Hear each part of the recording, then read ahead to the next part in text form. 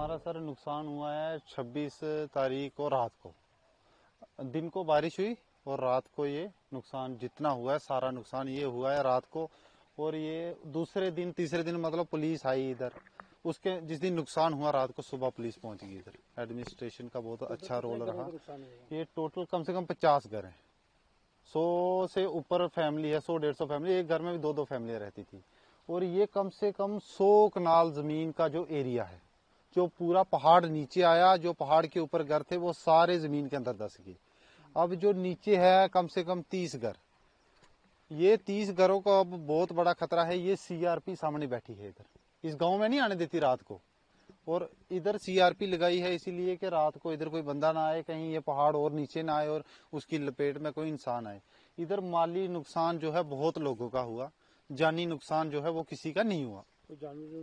जानवर बहुत, हमारा खुद का बहुत नुकसान हो गया जानवरों का। जो हम रात को 2 बजे यहाँ से निकले हैं नीचे के लिए, और मकान जो दब गए हैं जमीन में वो सीधे धस गए हैं जमीन के अंदर। एडमिनिस्ट्रेशन से कोई बात की, कोई आया? एडमिनिस्ट्रेशन आई थी इधर, लेकिन हमें यहाँ से लिया और रखा हमें सुजमा हाई सेकेंडरी में। और वहाँ पे ये नीचे जो बरमीनी रोड है, नाला है नीचे, नाले के साइड पे कुछ जमीन थी, वहाँ पे हमें थोड़ी सी जमीन खाली करके दी उन्होंने। जो फॉरेस्ट की लैंड है वो दी हमें। और वो जमीन पे हमने टेंट लगाए, अपना माल मवेशी वहां पे रखा। यहाँ से पुलिस ने रेस्क्यू करके सारे लोगों को ले लिया नीचे। अब हमें बिठाया है स्कूल में, और हम चाहते हैं कि जल्दी से जल्दी, अब स्कूल भी खुलने वाले हैं, स्कूल से भी उठा दिया जाएगा। फिर उसके बाद हमारे लोग जो है वो कहाँ जाएंगे। तो उसका अब एडमिनिस्ट्रेशन से गुजारिश है, उमर अब्दुल्ला की सरकार से, सबसे हमारी यही गुजारिश है कि आप वहां पे आए और मौके पे देखें।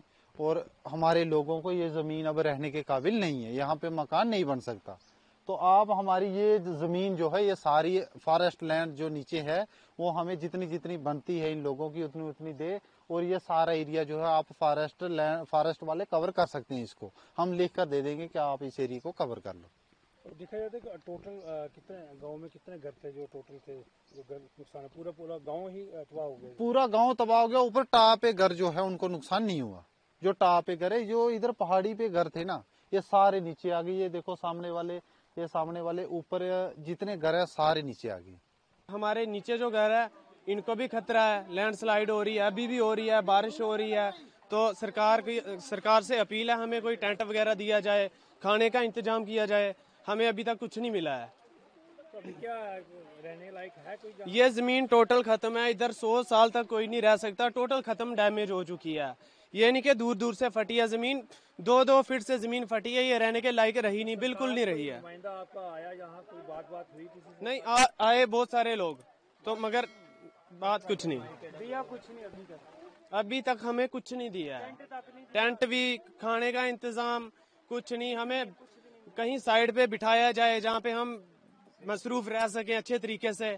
ये जमीन टोटल खत्म हो चुकी है, इसमें अब कुछ नहीं बन सकता। हमारा माल मवेशी कुछ नहीं मिला, मकान टोटल डैमेज हो गए। हमारे पास अब रहने की जगह नहीं है। सरकार से अपील करते हैं हमें रहने की जगह दी जाए।